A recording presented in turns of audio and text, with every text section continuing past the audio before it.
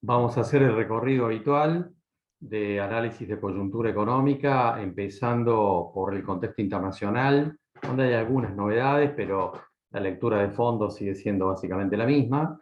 Y después vamos a pasar a mirar el desempeño de las variables económicas dentro de la Argentina, que son relevantes o nos importan desde el punto de vista del análisis económico para el sector agropecuario. Vamos a comenzar entonces pasando esta imagen, empezando, como decimos, por lo internacional, donde en realidad tal vez una de las novedades o la novedad más importante sea el recrudecimiento del conflicto entre Ucrania y Rusia. Si ustedes recuerdan, el mes pasado la lectura era una descompresión progresiva a partir de la mediación que habían tenido Turquía y Naciones Unidas, y cómo había comenzado a fluir, digamos, la producción, sobre todo ucraniana, que había estado retenida y que comenzaba a salir a partir de los puertos del Mar Negro. Como muchos de ustedes saben, en las últimas semanas todo esto no digamos que se desbarrancó, pero efectivamente volvemos a ver un recrudecimiento de las hostilidades, lo cual vuelve a poner arriba de la mesa la relación stock-consumo a nivel mundial, el riesgo de que la producción ucraniana y rusa tengan dificultades, y esto obviamente tiene un impacto, y lo tuvo en Chicago, sobre los precios del maíz, sobre el precio del trigo, sobre el precio del girasol, que vamos a tocar en un instante. Pero en realidad, digamos que el punto donde todo continúa, el proceso que veníamos hablando en los últimos meses, es la política antiinflacionaria de los Estados Unidos, que conduce a un proceso progresivo de aumento de las tasas de interés, y esto a su vez, como lo hemos charlado otras veces, conduce a una revaluación del dólar a nivel mundial, que venimos viendo desde hace meses, y que se traduce como contraparte en una devaluación del euro, una devaluación de la libra esterlina, una devaluación del yen, del yuan. En el caso de Japón, este último mes hemos visto al Banco Central de Japón intervenir por primera vez para sostener su moneda desde 1998. La caída de la libra esterlina ha sido muy significativa a lo largo del último mes, y todo esto configura un contexto, obviamente, que envía una señal, para decirlo así, de debilidad sobre los precios de los commodities, porque como hemos dicho en otras oportunidades, en la medida en que el dólar se fortalece frente al resto de las monedas del mundo, le quita poder de compra al resto del mundo de aquello que cotice en dólares. Y los commodities cotizan en dólares, de tal manera que esta es una señal de debilidad hacia el conjunto de la economía global, que a su vez está confirmando, por supuesto, un proceso de desaceleración de la economía mundial, con un Estados Unidos en un escenario técnicamente recesivo, una economía europea llena de dificultades, y este último mes se suma a algún nivel de incertidumbre sobre la salud de la economía china. Y en realidad hay analistas que están planteando la hipótesis de que la economía china de cara al año que viene se sitúe en un escenario ya no de desaceleración, sino que pudiese haber un contexto recesivo. Una situación como esa sería muy seria para el comportamiento de la economía global. La economía china no tiene un escenario recesivo desde hace 50 años. Y por supuesto que si una cosa así ocurriese, pondría en riesgo la estabilidad económica de gran parte del sudeste asiático. Algunos estarán escuchando esto y dirán, es casi un apocalipsis lo que está planteando. Bueno, en realidad estamos hablando de hipótesis que esperamos que no se confirmen para el caso de China y del sudeste asiático, pero lo que sí queda claro es que la economía mundial está en un escenario de debilidad. Aquí no hay nada nuevo para decir de lo que venimos hablando hace meses, pronosticando que la economía mundial iba a un escenario de desaceleración, y por supuesto ese contexto, suba de tasas de interés, desaceleración de la economía global, no es el contexto para mirar con optimismo los precios de las materias primas, los precios de los granos a nivel internacional. Y acá tenemos el comportamiento lógico del conjunto de los precios de los commodities a nivel mundial a través del índice CRB, que siempre hemos usado en este tipo de conferencias. Como ustedes saben, este es un índice de precios que se calcula en Londres desde hace más de 60 años y que mide el comportamiento promedio de los granos, harinas y aceites a nivel global, pero también de los metales, de la leche en polvo, del oro, del petróleo, etc. Y aquí se ve claramente como el promedio de los precios de los commodities viene derrapando desde los picos de precios de mayo y de junio de este año, algo que de alguna manera habíamos predicho que tenía que ocurrir indefectiblemente como consecuencia de la desaceleración de la economía mundial y del aumento de las tasas de interés. Y por supuesto, una conducta, un comportamiento que valía para todos los precios de los commodities en general, no solamente granos, harinas y aceites. Y acá tenemos un ejemplo, que es el precio de la leche en polvo a nivel internacional. Y pensemos que el sector lácteo argentino, en el primer semestre de este año, por ejemplo, la verdad que pudo disfrutar de precios internacionales de la leche en polvo en torno casi a los $4.800. Y después vimos esto, lo que ustedes ven en el gráfico, un proceso de desaceleración de los precios a nivel internacional, que por más que tengamos un rebote este último mes, en realidad sigue mostrando debilidad con respecto a los altos precios que se vieron en su momento. Y esa lectura vale, por supuesto, también para el trigo. Y acá tenemos la imagen, ¿no es cierto?, del precio del trigo en Chicago, donde el precio en Chicago hoy terminó en los $335. Y algunos de ustedes dirán, bueno, Carlos, pero fíjate, claro, los precios se fueron debilitando, como esperábamos, desde los picos en torno a los $500, pero hay un proceso de recuperación en estas últimas 2 y 3 semanas que se ve en el gráfico. Bueno, en realidad, esta recuperación parcial, para situarnos en los $335 que hoy estamos mirando en Chicago, tiene dos explicaciones claramente. Una, lo que decíamos recién, el conflicto entre Ucrania y Rusia ha puesto en duda nuevamente la provisión, nada más y nada menos, que de Ucrania y de Rusia en el mercado mundial, que son dos grandes jugadores del mercado internacional de trigo, pero además también es cierto que en Chicago, desde hace varias semanas, empieza a mirarse con mucha atención el clima sudamericano. Y empieza a jugarse la hipótesis de lo que pasa, en este caso del trigo, por supuesto, con el trigo en la Argentina, donde hay mucha preocupación sobre los rendimientos. Algún pronóstico de la Bolsa de Buenos Aires dice que va a haber 17 millones de toneladas, pero en realidad hay muchas dudas de que eso sea así en función de cómo se comporte el clima durante los próximos meses. Y eso, por supuesto, está generando un nivel de incertidumbre que, combinado con el conflicto entre Ucrania y Rusia, ha generado una recuperación parcial en el precio del trigo en Chicago y esa incertidumbre planteada a nivel internacional. Vamos a volver después sobre los granos en el debate del tema argentino, pero digamos que aquí cabe la misma reflexión con respecto al tema internacional que veníamos compartiendo con ustedes hace varios meses. La lectura desde lo económico, en términos del desempeño de la demanda internacional de materias primas, no tiene ningún planteo de euforia, ¿verdad? Es un escenario de desaceleración de la economía mundial, de debilidad de la demanda internacional. La única lectura que cabe esperar en términos de recuperación de precios, particularmente para Chicago, está vinculada, por supuesto, con el conflicto de Ucrania y Rusia, pero particularmente con los accidentes climáticos, que pueden afectar la oferta a nivel global. El tema es que, de cara a los próximos meses, el accidente climático, hipotéticamente, es nuestro. Es el accidente climático sudamericano. De tal forma que hasta qué punto, obviamente, podemos estar contentos de pensar que el accidente se va a producir, ¿cierto? Ahora, vamos a dejar por un momento la lectura que tenemos de los mercados internacionales, donde repetimos, queda claro, ¿no? La economía mundial no está de fiesta. Ni está de fiesta en este momento, ni lo va a estar, yo diría, a lo largo del próximo año. A lo largo del próximo año, las señales de la economía mundial son señales de debilidad. El comportamiento del precio de los granos, en todo caso, lo tenemos que mirar en términos de expectativa positiva desde un problema climático, desde el lado de la oferta. Ahora, pasemos a mirar entonces con estos elementos el desempeño de las principales variables de la economía argentina en esta combinación que nos importa, ¿no? Lo que tenemos en el gráfico es la inflación mensual que calcula el INDEC, que más allá de las dudas que podamos tener sobre la calidad de esta información, decimos que lo que nos interesa es el dato oficial, porque del dato oficial que calcula el INDEC depende, en el acuerdo que el gobierno argentino tiene con el Fondo Monetario Internacional, depende el tema de las tasas de interés en el sistema financiero y también la expectativa que pudiéramos hacernos con respecto al comportamiento del dólar en el mercado oficial de cambios. Las expectativas con respecto a la inflación de septiembre Ahí en el gráfico tenemos puesta una hipótesis del 6%.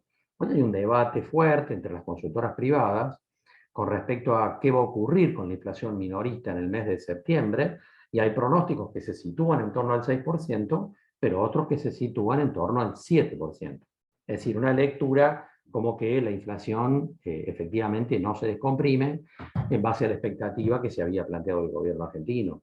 Ahora, en este punto, la mayor parte de las consultoras privadas sigue planteando una hipótesis de inflación para todo el año a nivel minorista en torno al 95%. Hay consultoras que están diciendo, no, tal vez sea del 100 o del 105. Acá vamos a incluir un elemento de interpretación nuestro, digamos, en torno a lo que vamos a hablar en un rato con respecto a las tasas de interés. Porque lo planteo de esta manera. Para el gobierno argentino, no es lo mismo que la inflación a fin de año, para todo este 2022, se sitúe, a ver, en el 97%, a que se sitúe en el 101%. Y alguno de ustedes dirá, 97%, 101%, 4 puntos de diferencia, ¿a quién le importan? Bueno, políticamente es muy relevante, porque no es lo mismo una inflación de 2 dígitos que una inflación de 3 dígitos. Digamos que si la inflación que calcule el INDEC termina en algún punto arriba del 100% este año, desde el punto de vista de la política del actual gobierno, eso sería poco menos que una lápida en términos políticos.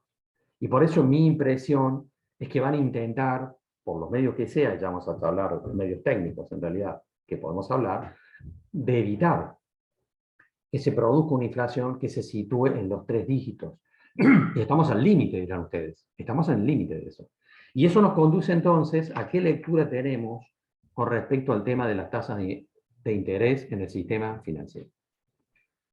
Con ustedes venimos compartiendo desde hace meses lo que quedó escrito, planteado en el acuerdo con el Fondo Monetario Internacional, donde decía taxativamente que las tasas efectivas de interés en pesos se tenían que situar por encima de la inflación esperada.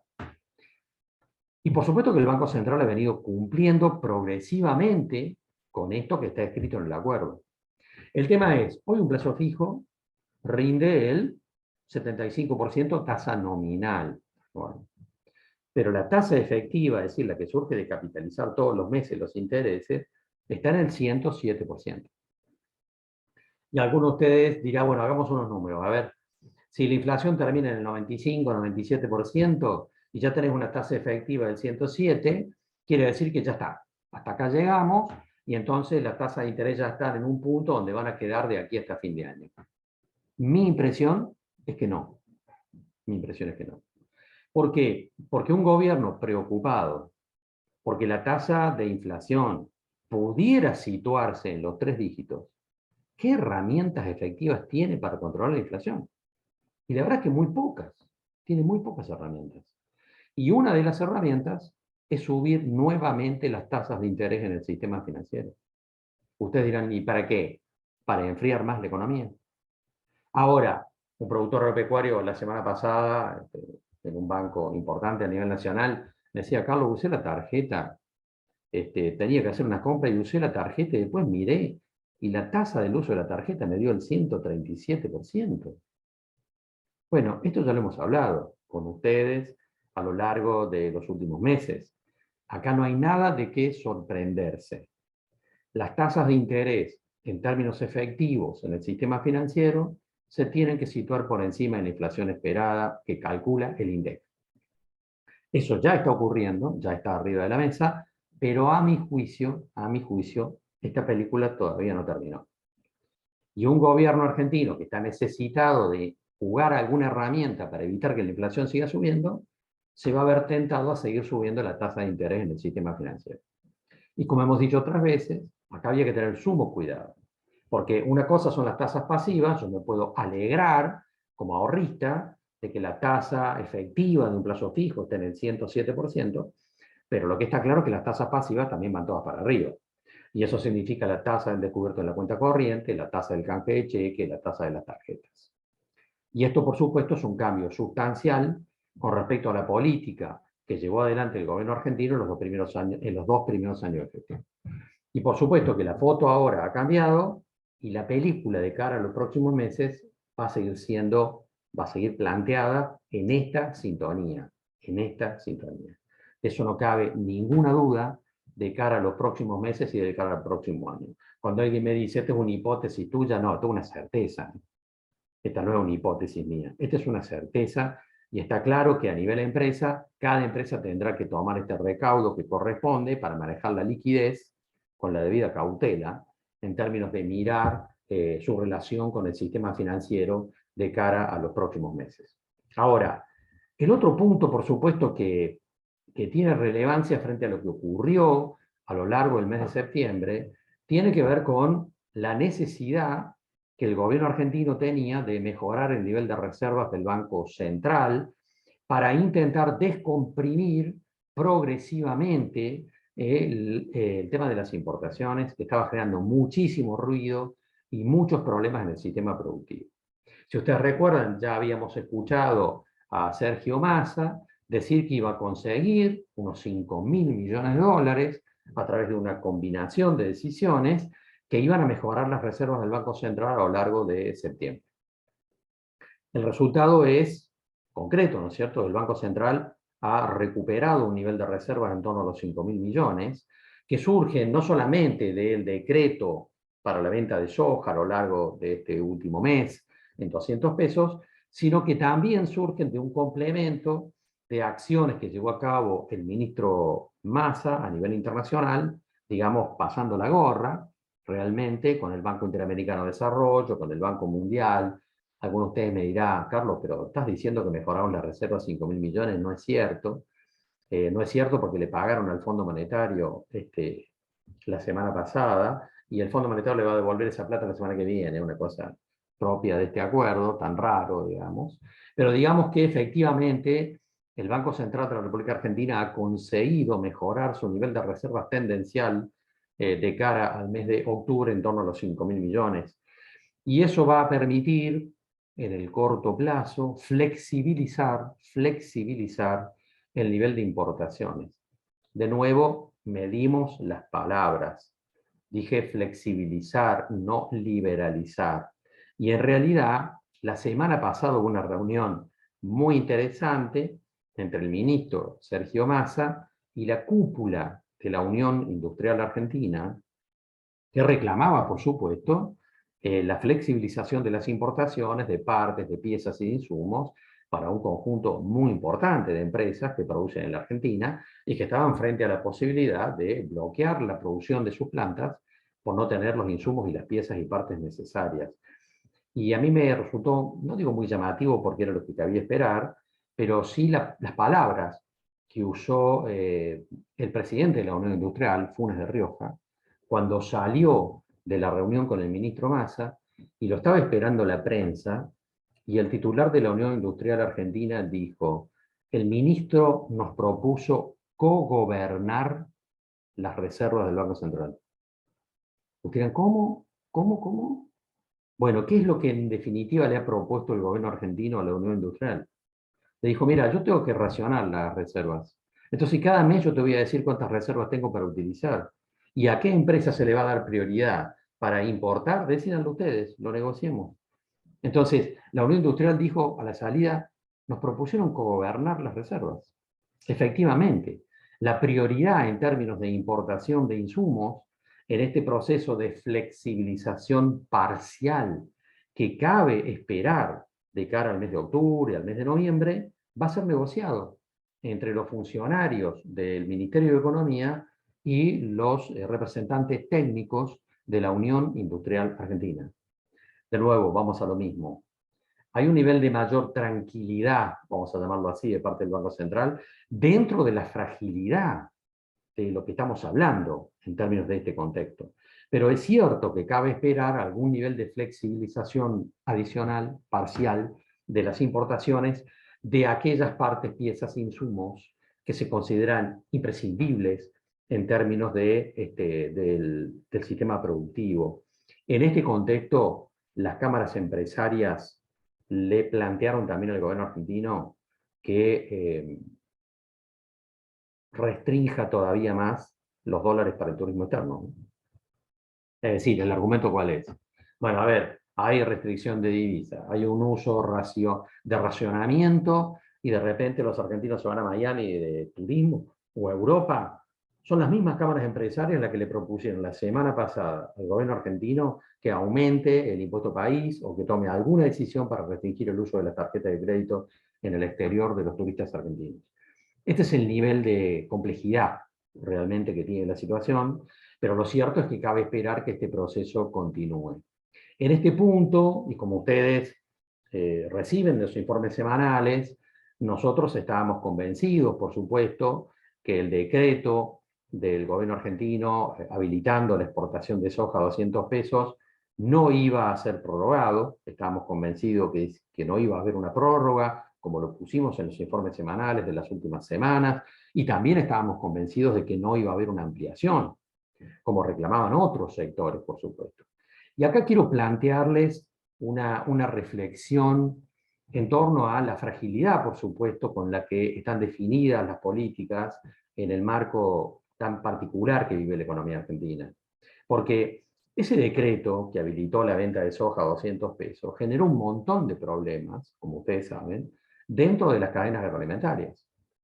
Muchos problemas. Era un decreto que dejaba muchas lagunas, que tenía muchos puntos grises y que iba a generar conflictos por lo que llamamos en economía un cambio en la estructura de precios relativos en favor de un producto como la soja, pero en detrimento de otros productos. Yo recuerdo que después del decreto que se conoció un día domingo, el día martes, me llama un empresario que tiene una extrusora y una planta de balanceados y me dice: Carlos, ¿qué hago? ¿Que voy a pagar 70.000 pesos la soja? ¿Qué hago? ¿Cierro la planta? Y le dije: sí, cerrala, ¿qué vamos a hacer? Y por supuesto que también en ese contexto de distorsión de los precios relativos, casi que se paralizó la venta de trigo y de maíz, por la expectativa que tenían algunos segmentos en términos de una posible ampliación del decreto, cosa que nosotros reiteramos siempre no iba a ocurrir, y de hecho no ocurrió, y por supuesto los líos inmensos que se generaron en el tema de los alquileres y lo que establecían los contratos de los alquileres de los campos, ¿no es cierto? Ahora, en este punto, y para los productores que están vinculados a proteína animal, rescato la semana pasada una reunión Entre Ríos con una cámara empresaria de productores porcinos, y el debate era: bueno, ¿y qué va a pasar ahora con los balanceados en octubre y noviembre? Porque la mayor parte de los productores que tienen soja venden sus soja cuando tienen que pagar cuentas. Y los que vendieron, por supuesto, a un precio tan beneficioso como el de septiembre, ¿que van a salir a vender en octubre y en noviembre? Obviamente lo más lógico es pensar que no. Ahora, en ese plano, entonces, ¿quién va a proveer a la planta de balanceado? Y la segunda pregunta es, entonces, ¿qué va a pasar con los precios de los balanceados o con la provisión de balanceados? Y la verdad, lo que cabe esperar es: o hay aumento de precio de los balanceados o hay desabastecimiento parcial. ¿Qué cabe esperar? Y esto remite entonces también a, digamos, la desprolijidad que expresaba aquel decreto. Y yo tuve oportunidad de charlar con un funcionario en relación a este tema y le planteé, por supuesto, las deficiencias que tenía el decreto que habilitaba la venta de soja y los problemas secundarios que generaba en cascada frente a proteína animal, frente a trigo, frente a maíz, frente a la producción de balanceados. Y la respuesta que obtuve fue en realidad esta, ¿no? Que tiene que ver con la fragilidad que está envolviendo el funcionamiento de la economía argentina. Este funcionario me dijo: el objetivo era conseguir los 5.000 millones, porque necesitamos conseguir los 5.000 millones para poder habilitar más importaciones, para poder de alguna manera tranquilizar el frente de las importaciones de todos los sectores productivos. Ese es el objetivo.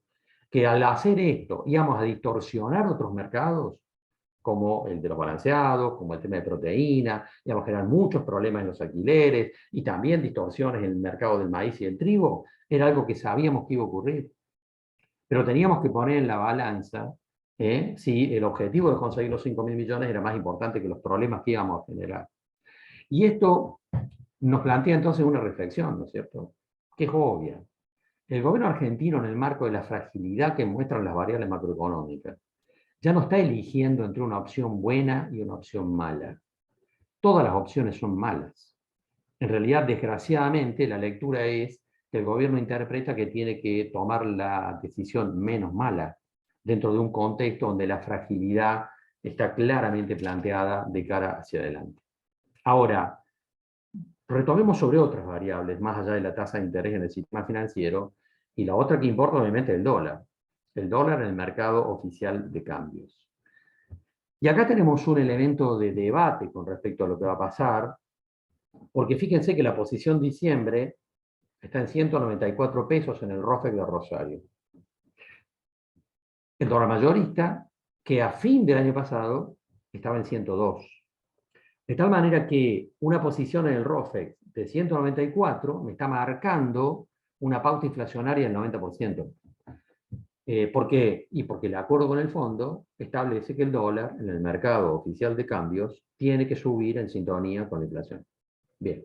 Ahora, el gobierno argentino presentó ante el Congreso de la Nación el presupuesto para el año que viene. Y acá aparecen una serie de elementos que hay que mirar con atención porque plantean en cierto punto alguna situación disruptiva o de duda. El pronóstico de inflación para el año que viene es el 60% para el gobierno argentino. Ustedes eran tan locos. La inflación va a ser el 95, el 100% o más. ¿Qué dicen de 60? Bueno, las consultoras privadas en promedio plantean una inflación para el año que viene del 70%. O sea, 60 no es lo mismo que 70. Pero en los dos casos hay una coincidencia. Y es que tanto el gobierno argentino como las consultoras privadas suponen que la inflación el año que viene se va a descomprimir parcialmente. En la magnitud hay discrepancia, pero no en el sentido. Ahora ustedes dirán, pero ¿y cuáles son los argumentos para plantear que la inflación el año que viene se pueda descomprimir? Y los argumentos están en el acuerdo con el Fondo Monetario. Porque el acuerdo con el Fondo Monetario que establece que el gobierno argentino tiene que disminuir los niveles de emisión, que tiene que ir equilibrando progresivamente las cuentas fiscales y que tiene que subir las tasas de interés en el sistema financiero. Estas tres medidas son de manual escrito en la Argentina, o escrito en Tanzania, o escrito en Estados Unidos, o en Hungría. Estas medidas apuntan a disminuir los niveles de inflación. Por eso hay cierta coincidencia en que efectivamente la inflación el año que viene sería menor que la de este año. Claro, decir que una inflación que está en el 95 o en el 100%, el año que viene se puede situar en el 60 o el 70%, es cambiar de la estratosfera a la biosfera, ¿está bien? Es decir, no estamos hablando de una descompresión importante, sino gradual, y por supuesto que los precios, nadie está diciendo que los precios van a bajar, ¿no es cierto? Que quede claro. Estamos hablando que los precios van a seguir subiendo todo el año que viene, van a seguir subiendo de una manera importante, entre el 60 o el 70%, solo que el incremento de los precios del próximo año sería proporcionalmente menor que el incremento de los precios de este año. Yo también estoy convencido que va a ser así, creo que efectivamente va a haber una descompresión parcial de la inflación, aunque como decíamos recién, vamos a seguir hablando de una inflación altísima, entre las más altas del mundo. Y en realidad, la propuesta del gobierno argentino es que el déficit fiscal sea del 1,9% el año que viene, y tiene que escribir eso porque es lo que está escrito en el acuerdo con el Fondo Monetario, ¿también? Es lo que está escrito en el acuerdo con el Fondo Monetario. Ahora, un punto importante para el sector agropecuario y particularmente para el resto de los sectores económicos, en el planteo del presupuesto del año que viene, es que no hay ningún cambio impositivo de relevancia. No hay ninguna modificación en el presupuesto nacional del año que viene que apunte a cambios en el sistema impositivo relevantes.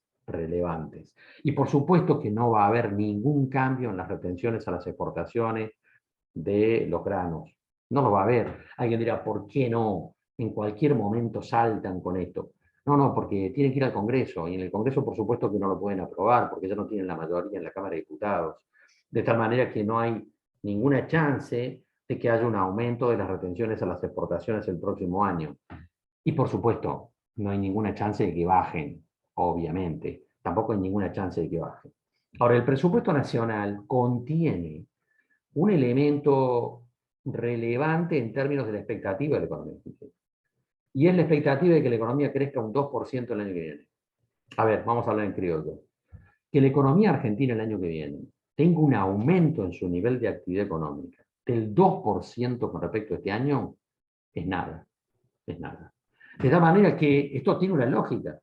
Y la lógica es que la política económica, vía aumento de las tasas de interés, vía ajuste de las cuentas fiscales, está obviamente, y con una inflación alta, está obviamente planteando un enfriamiento de la economía argentina, una desaceleración de la economía argentina que ya está arriba de la mesa desde hace 2 meses y que se va a profundizar de cara a los próximos meses y de cara al año que viene. Y usted dirá, ¿pero qué? ¿Una política económica que apunta a enfriar la economía? Claro, sí, porque es una política de ajuste que está consensuada con el Fondo Monetario Internacional y que es la receta más ortodoxa que dicen todos los manuales de economía para bajar la inflación. ¿Cuál es? Enfriar la economía. Y el presupuesto que presentó el gobierno argentino en el Congreso de la Nación está reconociendo eso de manera explícita. Algunos de ustedes me dirán, ¿cómo cierra políticamente eso? Bueno, ese es otro tema, harina de otro costal. Pero me quiero detener en la cotización del dólar en el presupuesto que presentó el gobierno argentino la semana pasada en el Congreso. ¿Cuánto va a valer el dólar a diciembre del 2023? 270 pesos. Y el presupuesto dice, y con una inflación del 62%. Pero el tema es que ese dólar me está poniendo una posición distinta con respecto al de este año. Y ahí yo voy entonces a plantear qué estoy pensando que puede ocurrir en este punto. Y es que el ROFEX me está marcando, lo voy a poner acá, que el dólar de diciembre tiene que terminar en 194 pesos. Pero me da la impresión, como decíamos recién, que un gobierno argentino muy preocupado, porque la inflación no alcance los 3 dígitos, no solamente va a seguir subiendo la tasa de interés en el sistema financiero, sino que además va a empezar a pisar un poco la cotización del dólar, que está subiendo, pero que vamos a encontrar en ese punto un comportamiento que tal vez no es el que está marcando el ROFEX. La mayoría de los analistas, mirando el dólar a nivel mayorista, está diciendo que el dólar en el mercado mayorista para fin de diciembre podría situarse en torno a los 180 pesos, no en torno a los 194 que marca el ROFEX esta tarde. Ahora, en ese plano, relativicemos también lo que estamos diciendo, porque estos son los rendimientos de septiembre, del mes que terminó, y el dólar oficial subió 6,2%.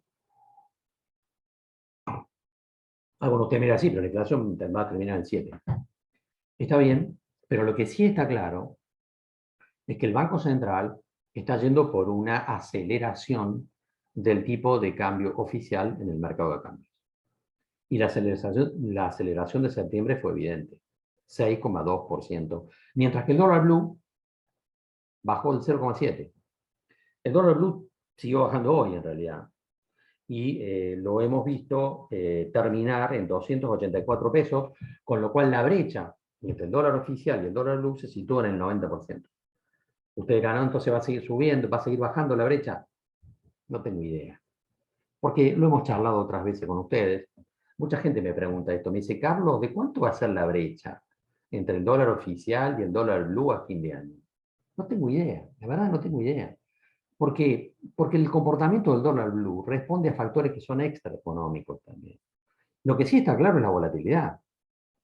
Porque en realidad hoy estamos mirando una brecha del 90% entre el dólar blue y el dólar oficial, cuando hace un mes y pico estaba en el 160% de la brecha. Y hace 4 meses atrás estaba en el 80%. Bueno, la verdad es muy difícil poder predecir qué va a pasar en esa brecha. Lo que sí está claro es que el dólar oficial va a seguir un proceso de aceleración. Y lo que también está claro, como dijimos hace un rato, es que las tasas de interés en el sistema financiero en pesos se van situando en términos de tasas efectivas por encima de la inflación, lo cual es una buena noticia para un ahorrista, pero obviamente que no es una buena noticia para un empresario que está jugando su partido en términos de su manejo de las cuentas, ¿no? Ahora, todo lo demás fue para atrás, como ustedes ven. La Bolsa de Buenos Aires se vino abajo, el 3,1%, no es tanto, pero los bonos de la deuda argentina tuvieron comportamientos muy malos a lo largo de septiembre. Acá lo que hay que hacer es contextualizar. ¿Contextualizar por qué? Porque se cayeron los bonos y las acciones en todo el mundo. ¿Como resultado de qué? De la suba de las tasas de interés en el sistema financiero norteamericano. Es decir, como están subiendo las tasas de interés en el mundo, no solo en Estados Unidos, están subiendo las tasas de interés, eso genera, de manual, una caída de bonos y de acciones, en general de los activos, y por supuesto que se está generando una fuga de capitales de los países periféricos hacia Estados Unidos, hacia el área dólar. De tal manera que se caen los bonos y las acciones de prácticamente todos los países del mundo. Algunos de ustedes dirán, sí, está bien, pero lo nuestro siempre es negro azabache. Sí, por supuesto, los activos argentinos están sobrecastigados en este contexto, tanto que una cosa es mirar el muy corto plazo y otra cosa es mirar una lectura de mediano plazo. Morgan Stanley, uno de los principales grupos inversores del mundo y consultoras, reconoció, o mejor dicho, destacó en un informe hace una semana que recomienda la compra de bonos y de acciones argentinas, pero no para una decisión de corto plazo, sino con una inmovilización de al menos 2 años. Lo quiero rescatar porque esto que dijo Morgan Stanley coincide con lo que venimos compartiendo con ustedes. Los bonos y las acciones argentinas están a precio de remate a nivel global, pero en un punto que no se condice con las potencialidades y la realidad propia de la Argentina. Hay un sobrecastigo a los activos argentinos que a nuestro juicio, y también hoy para Morgan Stanley, plantea una oportunidad de inversión, pero solo para quien esté dispuesto a inmovilizar recursos en un periodo de tiempo prolongado, al menos 2 años. Pero la foto es esta: aceleración del tipo de cambio, tasas de interés en el sistema financiero positivas frente a la inflación y debilidad del resto de los activos. La imagen de septiembre probablemente se repita a lo largo del mes de octubre. Ahora, en este punto, quiero rescatar lo que está pasando en el mercado de proteína animal también, sabiendo por supuesto que mucha de la gente que participa de esta reunión en realidad no es solamente productores agrícolas, sino que también tenemos productores de proteína animal. Y quiero rescatar esta imagen porque la semana pasada en una reunión con empresarios en Río Tercero, en Córdoba, me encontré con un empresario frigorífico, de una empresa frigorífica, que me dijo: Carlos, en Río Tercero me ofrecieron 7 carnicerías para comprar. Hay 7 carnicerías que me ofrecieron el mes pasado. Obviamente estamos hablando de carniceros que sienten que el negocio no les está cerrando. Y esto tiene que ver, por supuesto, con lo que está ocurriendo con el poder adquisitivo de millones de personas, donde seguimos viendo, y esto lo hemos charlado en una reunión anterior, que sigue produciéndose un traspaso en términos de carne vacuna hacia pollos. Y en las reuniones que he tenido con productores porcinos, también está clara la debilidad de la demanda. No solo en términos de carne vacuna, sino también de carne porcina, que termina casi pegada a la carne vacuna en términos de precio versus la competencia que genera el sector avícola. Y algunos de ustedes miran, sí, Carlos, pero el mes pasado subió más el precio de los pollos que el precio de la carne vacuna. Sí, pero la diferencia sigue siendo inmensa. Y en este punto de debilidad de la capacidad del poder adquisitivo de millones de personas, seguimos mirando entonces este proceso de traspaso. Y alguna gente me ha dicho, sí, está bien, Carlos, pero ya el consumo de carne de pollo está en 50 kilos por habitante al año. Es un techo. No puede seguir subiendo. No comparto esto aquí. Creo que en un contexto de debilidad del poder adquisitivo de millones de argentinos, la lectura es que el proceso de sustitución puede continuar, de donde en realidad la lectura de la hipótesis en términos de cuánto va a valer la carne vacuna en los próximos meses no depende de una lectura desde el lado de la demanda, porque en realidad cuando miramos precios tenemos que mirar oferta y tenemos que mirar demanda. Yo no espero nada de la demanda interna de carne vacuna en los próximos meses.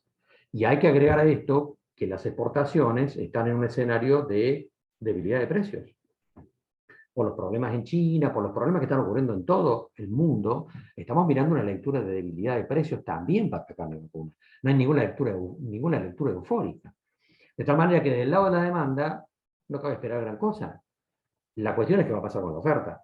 Y lo que va a pasar con la oferta de carne vacuna depende del ciclo anual, pero también depende del clima y depende de un combo de variables donde en realidad la cosa se complejiza mucho y en todo caso la podemos debatir en un instante. Pero un elemento sí fuerte, que me parece que tiene que ver con la debilidad institucional de la Argentina sobre el tema de las carnes, tiene que ver con que el gobierno argentino se había empeñado en que a partir del 1 de noviembre quedaba prohibida la distribución de medias reses en la Argentina.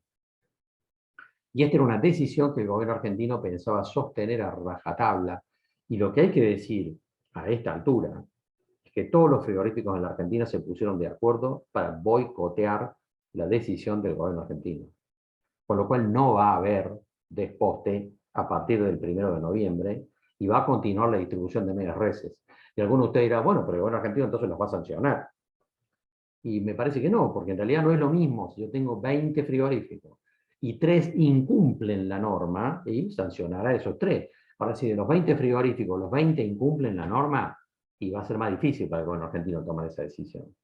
Y en este punto hay que lamentar esto, hay que lamentarlo, porque en este punto la Argentina va a contramano del resto del mundo. Hay desposte en Uruguay, hay desposte en Brasil, hay desposte en Australia, hay desposte en Estados Unidos. Todos los países importantes del mundo en términos de producción y comercialización de carne vacuna tienen sistemas de desposte de su carne, menos la Argentina, por factores muy complejos que no este es el momento de debatirlo, en todo caso puede ser parte del análisis, lo hemos charlado en otras oportunidades, pero la verdad, lamentable que ocurra esto y efectivamente va a ocurrir. Y en relación a la cuestión climática, para cerrar esta línea de ideas en torno a la cuestión de los granos, quiero destacar por un momento la cuestión del maíz. ¿Por qué? Porque en gran parte de la región pampeana, la niña ha ido conduciendo a que la mayor parte de los productores decidiera volcarse por el maíz de segunda. El tema es entonces que tenemos un 15 o un 20% de remanente de esta última campaña que tiene que aguantar casi hasta julio del año que viene, ¿no? Este es un tema de empalme de campañas, de cosechas, que hay que mirar con mucha atención, porque estamos frente a un cambio en el perfil de siembra, obviamente, que ya está arriba de la mesa, vía la cuestión climática, que conduce a que la mayor parte de los productores de la región pampeana se esté volcando por maíz de segunda. Y esto significa entonces que el 15 o el 20% de la cosecha vieja que queda en el mercado tiene que aguantar casi hasta mediados del año que viene. Un tema no menor en términos de probabilidades de comportamiento de los precios en lo que va a ocurrir dentro de este esquema. El caso del trigo tiene un poco menos de complejidad. Lo que pasa es que tenemos un nivel de incertidumbre ciertamente muy grande arriba de la mesa con relación a los rendimientos y lo que va a pasar de aquí hasta fin de año en la mayor parte de la región pampeana con respecto a los rindes del trigo a partir de la niña que tenemos todavía arriba de la mesa. Bueno, yo dejaría aquí para compartir, dejar de compartir aquí los gráficos. Y bueno, si te parece, empezamos algún intercambio de opiniones con los asistentes. No sé cómo estamos. Como no, Carlos, sí, tenemos algunas preguntas acá planteadas por el chat y la aplicación del mismo Zoom. Pueden hacernos llegar sus consultas por ahí. Y si no, también a través de nuestro WhatsApp, que es el 2983-340-620. La primera es una pregunta que se repite de encuentro a encuentro. ¿Qué posibilidades ves de que haya un plan Bonex o algo parecido utilizando los plazos fijos de los ahorristas? Carlos. No veo eso, no lo veo. Y quiero explicar por qué no lo veo, digamos. El contexto es muy distinto al que se generó en el Plan Bonex. El Plan Bonex se planteó en un momento a fin de la década de los 80, cuando el Banco Central de la República Argentina tenía indexados la mayor parte de sus pasivos. Y quien está preguntando rescata precisamente que los plazos fijos eran a 7 días en ese momento. Era una bola tremenda, digamos. Entonces, finalmente el Banco Central en aquel momento tomó una decisión de frenar esa bola que estaba planteada desde pasivos indexados que tenía el Banco Central. Esa no es la foto actual. La mayor parte de los pasivos del Banco Central están a tasa fija, las LELIQ, en su mayor parte. Y en realidad, la mayor parte de los pasivos del Banco Central están a tasa fija con una inflación altísima. ¿Qué significa eso? Que los pasivos se van licuando en el proceso inflacionario. O sea que pensar que el Banco Central en un contexto como este podría ir por una decisión de ese tipo está fuera de toda lógica. Está fuera de toda lógica. Es un contexto totalmente distinto. Y con eso quiero rescatar también algunas dudas que percibo en alguna gente, porque lo recibe vía distintos medios de comunicación, o en el bar de la esquina, lo que fuese, digamos, de gente que también piensa que puede haber un corralito en el sistema financiero argentino. Y en realidad eso tampoco va a pasar. La Argentina tiene un montón de problemas, pero no son los mismos problemas que en diciembre del 2001. No son los mismos problemas. Es un combo que tiene una complejidad distinta. Y pensemos, en diciembre del 2001, de cada 10 cheques rebotaban 6. En diciembre del 2001, la mayor parte de las empresas estaban endeudadas. Hoy no tenemos una situación así. El nivel de incumplimiento a nivel de los bancos está entre los más bajos de la historia. La mayor parte de las empresas no tiene una situación complicada frente al sistema financiero. Quiero rescatar esto.